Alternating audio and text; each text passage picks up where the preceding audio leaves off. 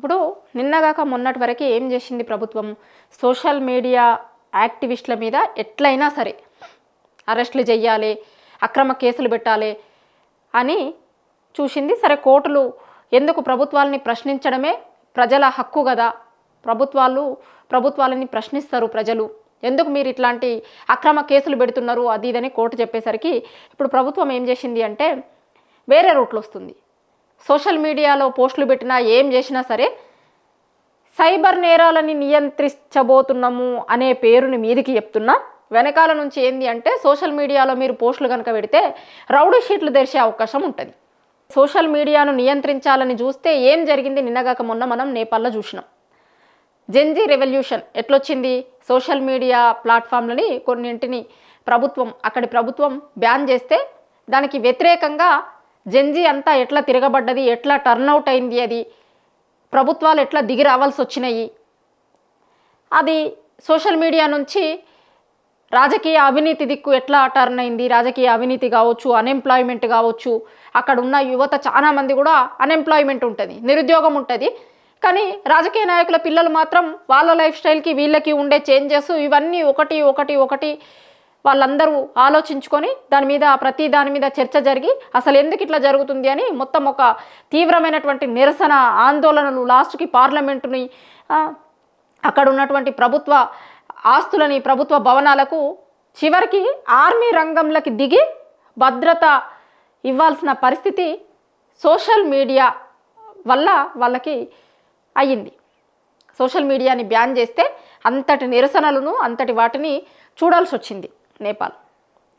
ఇక్కడ తెలంగాణలో ఇప్పుడు ఇట్లాంటి సోషల్ మీడియా మీదనే సోషల్ మీడియాలో పోస్టులు పెట్టకుండా భయపెట్టేటువంటి ప్రయత్నం రేవంత్ సర్కార్ చేస్తుంది.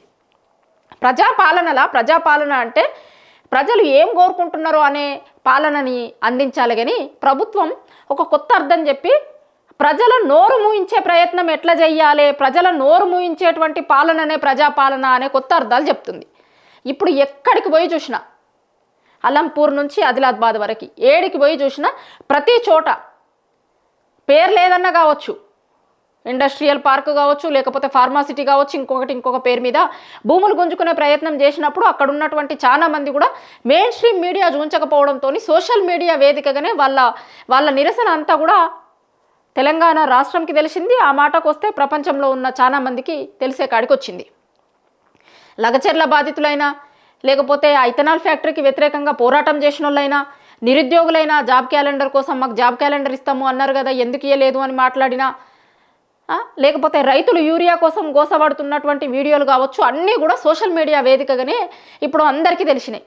ఎందుకు అంటే మెయిన్ స్ట్రీమ్ మీడియాకి చాలా రకరకాల ఒపీనియన్స్ ఉండొచ్చు, లేకపోతే మెయిన్ స్ట్రీమ్ మీడియాని మేనేజ్ చేసినాం మేము, సోషల్ మీడియాని మేనేజ్ చేస్తే సరిపోతుంది అని అనుకున్నారో, అట్లాంటి సోషల్ మీడియా మేనేజ్ అయితే లేదు కాబట్టి రౌడీ షీట్లతోని దారికి తెచ్చుకుందాం అనుకుంటున్నారో ప్రభుత్వం. కానీ ఎందుకంటే మెయిన్ స్ట్రీమ్ మీడియా చూంచినటువంటి చాలా వాటిని సోషల్ మీడియా చూంచే ప్రయత్నం చేస్తుంది. న్యూ మీడియా వచ్చింది. ఇప్పుడు ఎలక్ట్రానిక్ మీడియా, ప్రింట్ మీడియా ఎట్లా ఉందో ఇప్పుడు సోషల్ మీడియా ఒక న్యూ మీడియాగా తెలంగాణ ప్రజల గొంతు అనే కాదు, ఎక్కడైనా సరే ఏదైనా సోషల్ మీడియాలో నిమిషాలలో వస్తుంది.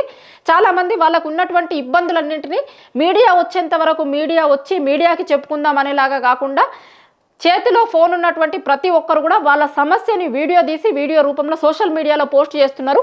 చాలా సందర్భాలలో ప్రభుత్వాల దృష్టికి తీసుకురావాలి అనుకున్నటువంటి సమస్యలను కూడా వాళ్ళు సోషల్ మీడియాలో రాస్తున్నారు, సోషల్ మీడియాలో పోస్ట్ చేస్తున్నారు వీడియోలు.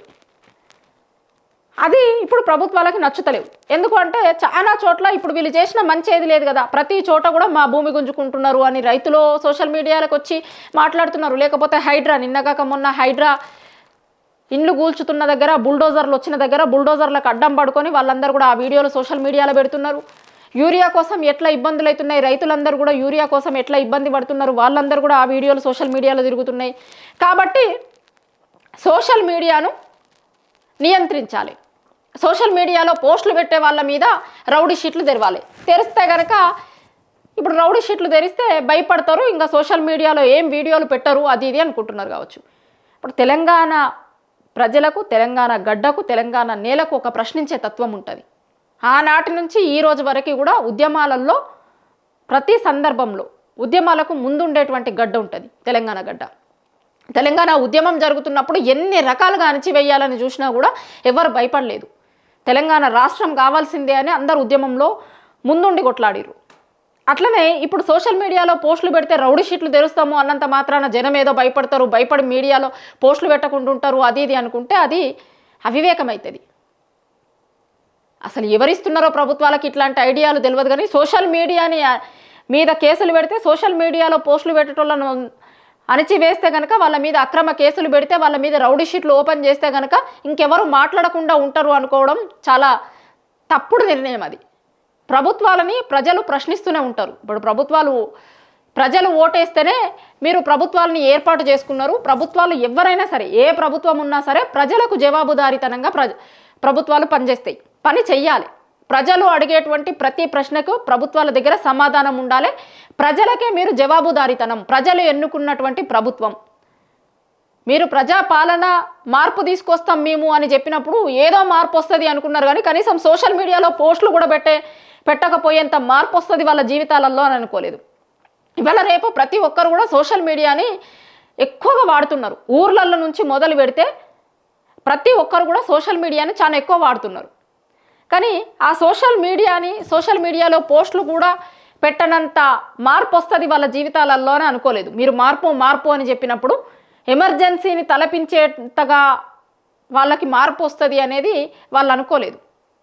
ఇప్పుడు ప్రభుత్వం తీసుకొచ్చిన మెమోలో అదే, మీరు సోషల్ మీడియాలో ఏమన్నా పోస్ట్ పెట్టినా కూడా మీకు అంతకుముందు ఏదో హిస్టరీ ఉంది అని ఇంకొకటని రౌడీ షీట్లు తెరిచే ప్రయత్నం చేస్తుంది. ఎందుకంటే ఆల్రెడీ అరెస్టులు చేస్తాము అంటే కోర్టులేమో తిడుతున్నాయి.